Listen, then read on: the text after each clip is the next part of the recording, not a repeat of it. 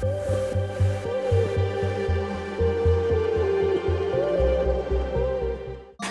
it's Brandon Smalley here from thirstgym.com. In today's Thirst Training Talk, we're going to talk about training residuals and what those are and how those might impact your training. So it's going to involve a little bit of programming discretion to an extent, but we're really going to talk about why training residuals are important and how most training programs are going to try to think about this to some degree and can ideally help you make progress either as an athlete or a lifter. So training residuals are essentially when a training effect begins to not have a result on our body anymore. That's gonna be the really simple way to put it. So if I do a certain training adaptation, how long till I need to train that training adaptation again to make progress or not lose the adaptation that I get from it? So there's a couple different charts you can find. I'll put one up here, one of these areas, for you to briefly look at while I talk about this. So the magic number to know on the bottom end is 5, okay? 5 days is the minimum for some of these, and then the maximum is 30, or essentially a month, okay? And these come from Ishurin. I'm really terrible with these Russian names, but Vladimir Ishurin, he had these in his block periodization book, and so you can find them there as well. So the first one we're going to talk about here is that 5, and I want to say plus or minus 3 for this one, for these first two actually. That means plus or minus 3 days on either end. So it can go up to 8 days. It could be as little as 2 days. So think about how frequently you need to try to train to get some of these qualities to stick. Now the first two, the 5 plus or minus 3 days, are speed and the ATP or creatine phosphate system, okay? So the easy way I can think about these are exercises that are incredibly quick, high demanding. They need ATP for their initial amount of energy substrate to be able to do them. So think about when you go to sprint or hit or run really fast, like quickly take something off. Lifting weights, like a accessory exercise that only gonna last a couple seconds, okay? You're gonna burn through that ATP. That's gonna require a very short window to be able to, where you're gonna need to retrain that quality again. So, and then the other thing we're talking about is the physiological piece of it. So for speed, for example, I've got on here improved neuromuscular interactions, motor control, and it's going to increase anaerobic power, okay? So essentially, if we're going to train things like that, we need to touch those essentially every week, okay? 5 plus or minus 3, that puts us around a week, and ideally if we're doing it twice a week, we're gonna make sure we're probably always in that window. Same thing with the ATP or creatine phosphate system. It's gonna enhance the ability to reabsorb it by being able to train it consistently. When we don't train those frequently enough, we begin to see a performance decrease. And you can correct me if I'm wrong, I may not be 100% sure on this, but I'm pretty sure it's a 10% decrease is what you would see if you go outside these parameters, up to a 10% decrease. So let's just say, for easy numbers, we're gonna say you run a 5-second 40-yard dash. You're not doing anything to improve your speed or anything like that. You don't run. After 8 days, or take the long end, after 8 days, you could see up to a 10% decrease in time, okay? Now for 5 seconds, that's not gonna be a whole lot. It's up to, so you might run a 5.1 or a 5.2, or maybe even a 5.3, maybe even more, but you get the point. 10%, probably not gonna see a huge decrease, but you go a long time, say a month, think about how long that's gonna affect your training, right? Or your performance, I'm sorry. So the training is important so that you can keep that performance gains. The next one would be your repeat power, okay? So be able to repeatedly do sprint after sprint after sprint after sprint. This would be more for your sport athletes, obviously, and I'm thinking more of sports like basketball.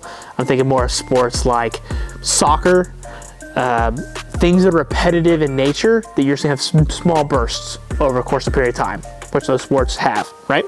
So by training this one's 15 days plus or minus 5. So basically every 2 weeks, you're gonna need to do stuff that works on your repeated power. Now the nice thing is, if you're working on your speed, your repeated power is probably gonna be built into that training program to some degree, okay? So the way I like to think about this, especially for like a rotational athlete, we do a lot of med ball throws, a lot of med ball slams. That'd be a good repeated power exercise because we're gonna do 6, 8, 10 slams. We're gonna do something else, come back, and we're gonna do that for 3 or 4 sets. That's being repeated over and over. Now, obviously, if I was gonna do it for a long period amount of time, but you could also do this on like an Airdyne bike where you're gonna work on pushing really hard for 5, 10 seconds and then repeating that with, I don't want to say a short window, but you've got to be able to continue to make those bursts at a high level. So it's not going to be like just working on pure out speed, but being able to maintain that power and that speed for a long duration, right? So the idea there is you're going to see improved aerobic and anaerobic enzymes by being able to do that. So just like you would think, you're working on that capacity, and by doing so, you're going to see those substrates that you use for the energy demands improve. That would make sense. You're going to see improved local blood circulation to that area, or what you're, just in general, because you're doing that repeatedly. That also makes sense. You're going to have improved lactate tolerance. That makes sense. The more you push yourself into that uncomfortable zone, we all know those ugly, terrible Indian runs and things like that we did in high school. By subjecting yourself to that more frequently, you obviously get better to that lactate threshold. That's incredibly important as an athlete. And then obviously your repeat sprint ability. So that's kind of obviously a no-brainer. Just as a repeat power interval, be able to do that. The more you do it, the better you're gonna get at it. Some of this is pretty common sense, but knowing the training residuals can help you figure out how often should I train this, right? So to recap over the speed stuff, you basically gonna wanna do it every week. Work on your speed every week, you're gonna be fine. Your repeat power, again, probably work on this every week, but it's not as important. You could technically go every other week and still hold on to that, but I would probably do it every week to be on the safe side, just because you could put it in with your speed work and you'd probably be okay. So to me, that would be almost a conditioning piece specific towards speed, okay? Speed specific conditioning is how I would like to term that if that was how I did it. Next would be the glycolytic energy system. This has 18 plus or minus 4 days for its retention. And this to me is the tough one, okay? So this is your long sprints, So to me, this is like a 400, an 800. These suck, okay? This is the worst running that's out there. You either like sprints, you like distance. I don't know a whole lot of people that like running 400s and 800s, okay? They suck. Now, this is one where the training becomes interesting because it's a fine line between balance of recovery and performance. Okay, you clearly are trying to get in better shape for those particular durations. A sport that comes to mind to this for me is wrestling. I wrestled. Getting in wrestling shape is very hard. The good thing is there's not heavy loads, and it's a different kind of shape. However, having good glycolytic energy systems is very important for a sport like that. And to train for that is very difficult. And again, this is gonna be very similar to the repeated power in terms of the physiological things you're gonna get by being able to train it appropriately. Increase anaerobic enzymes, that's kind of a no-brainer. You're gonna be buffering your capacity and your glycogen storage. So that is a big one for athletes like this. They need to be able to tap into that glycogen. So obviously by training it, your body's gonna be able to use that glycogen when you need it in those particular events or that particular training. And then obviously you're gonna get more buffering of the lactic threshold that you can withstand. So you're gonna wanna do that again. It looks to me like every other week would be a good safe one to be able to maintain it. But generally this is gonna be like a sport specific thing where you're gonna have to get out and do some brutal conditioning if that's what your sport demands are. Again, there's not a lot of sports that require that type of energy system to be super successful. Again, those mid-track distances, those mid-swimming distances, wrestling, those are kind of the ones that come to mind. Everything else usually falls more around the speed and repeated power for a lot of sports. So I think if you can keep those in mind, that helps drive your conditioning if you start thinking about this that way. Okay. Then next we got strength. Big powerlifting guy. This is my bread and butter. This is 30 plus or minus 5 days. So to maintain your strength, you don't have to be at your strongest all the time. Your body maintains strength a lot. I've not squatted my maximal weights in a long time, but I can tell you that I could probably still get on the bar and squat 365, even though I've not done it for several years. Now, that's because my strength holds and I still strength train. I just don't strength train near to the demands that I used to, and so residuals play a key role in that. Obviously, there's a neural component, so that's part of the physiological. There's keeping the weight on your back, in your hands, lets you be able to sense and feel that, and that keeps that training strategy around. But then also, you're gonna have some muscle hypertrophy is kind of important to that too. You know, the more muscle you have, the stronger you can be, the more cross-sectional area you have, the more loads you can handle. That all makes sense, right? So by keeping that around, that's a 30-day window. You don't need, if you want to maintain that from a performance perspective, you don't have to do it every single day. You just need to keep it around. So generally when you strength train, you do the same exercise once a week. That's good enough, and obviously you're trying to improve, so you're probably doing more than that. But if you're an athlete, if you're doing this every other week, really heavy, deadlift comes to mind for me like that. It's why you can get stronger deadlifting every other week, because you don't need to do it consistently to keep that training residual around. Now, ideally to get better, you do, as we know, but that's something to think about. The last one's gonna be the oxidative energy system. To me, for simple terms for you, cardio. Sucks. I hate doing it, unless you're a distance person. But you also gotta think we've got people like cross-country runners. We work with a lot of runners here. And long distance swimmers, that would be another one to think about. Having that trained system is very important. Triathlon athletes would be another one. Obviously, you're gonna see increased anaerobic enzymes from this by being able to do this consistently. Runners run a lot, okay? Their oxidative energy systems are pretty built up. What they're usually working on once they get really good is that lactic threshold piece, being able to push that boundary, and that's what's gonna let them run harder as long as the lungs are there. Most of their lungs are usually there if they've done it long enough. The capillary density, so again, to be able to improve blood flow, that again feeds back into their ability to run fast for a long duration of time, okay? If you've ever seen really good marathoners, how fast they run, their average times are insane, okay? That's because of having the capillary density, that lactic threshold, and they know how to get, say, just underneath it so that they don't start hitting that, because then that's what starts having them hit that wall. You see it at the end, those last several 100 meters that they're booking it, you can literally see them hitting that wall. And then you're gonna see even some other increases as well in the glycogen storage, and then their rate of fat metabolism. They're really lean people, okay? They're able to use all those substrates ideally to be successful, and they obviously have 30 plus or minus 5 days to this as well.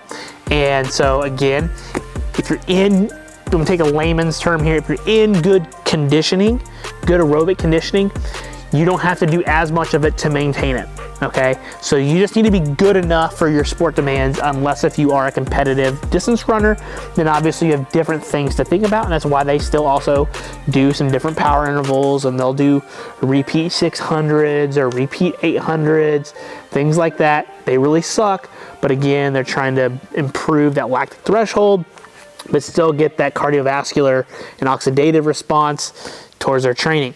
Now, why did I bring up training residuals? Why am I even talking about this? This can help you determine how frequently you need to train something.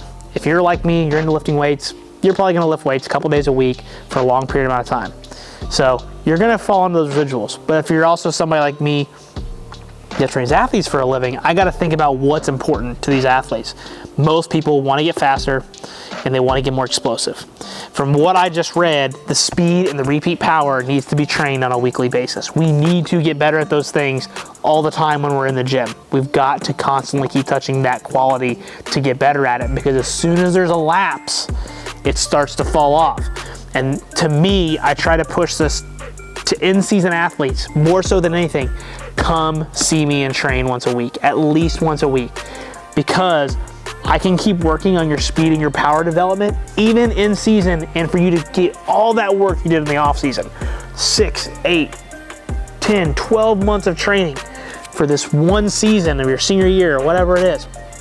Then you stop coming, let's say 2 months. 2 months of not training with me, imagine seeing that performance decrease, go down. That's not good, right? Then they wonder by the end of the year, why am I struggling? Why do I not have that pop? Why don't I have that speed? I'm missing that first step. Well, because you quit training the quality that gave you that first step, okay? They basically took this model and flipped it upside down. They said the speed and power was important. They made that a focus. They got better at it. When season came, they said, I'm gonna stop coming, and they said, I need more condition. Well, the conditioning lasts a month. We just saw that, okay? It will stick around. The repeated power was even almost 2 weeks, right? So even then, that's something that's easy to keep around. If you're training, if you're coaching, you're working hard at practice, you'll get that repeat sprint stuff in practice. It's gonna happen. Either by getting in trouble or because your coach is intelligent, one of the two. But the speed and power will not. And if you start getting tired, exhausted, and not doing that stuff, then you start to see performance decreases on the field or in the court, pool, whatever. And then that's where as an athlete, you start seeing, well, why did I feel better in the off season than I did in the end season? So that's why I'm bringing up the training residual piece, because once you understand this, training gets really simple. You make sure you touch the qualities that you want to touch as frequently as you need to touch them. You pick the right exercises for the particular athletes, the particular demands of that sport, of that kid, that individual that you're working with, and you make sure the volume and intensity just balances out. And, you know, I do my best to give my best to all my programs, but at the end of the day, if I'm staying in those parameters of how I'm writing training programs, the results will come as long as the effort comes, right? So that's another thing to think about when it comes to writing your programs and working with your athletes, talking to your clients, talking to parents. For me, this is important because essentially if I don't see you for 2 or 3 weeks, the work that I'm doing is starting to fall off. And if a parent is paying for this, for my services, I need to educate them to help them with the most bang for their buck. Or if they can't come to me, here's what I need Johnny to do outside. I need Johnny to get out, do some plyometrics on his own. He's got to go to the track and do some sprints, work on his first 10, 15, 20 yards, really work on putting that foot into the ground, focusing on those little things. That might seem redundant, but by doing that, we can keep them hopefully where they at least were. If we can break even all season, we made progress in the off season, I'm a happy camper. But residuals have a big, big piece of that into providing athletes the success, not only on the field and in the court or the pool or whatever, but mainly in season. When you want to be your best, don't stop working hard. Those training residuals are incredibly important, and that's why I want to talk about those today, so that you had an idea what they were, how we come up with how our training works, and how you can continue to see progress all year round if you're a sport athlete. Got any questions? Leave them in the comment section. I'm obviously really passionate about this because I want to see kids get better, and this is usually where I see them really lay the ball, as once they've done all the work, they just stop coming. And when they stop coming, the progress stops coming, and then we've got to repeat back to where we were. So again, that's all I've got. Got any questions? Let me know in the comment section. Have a great day.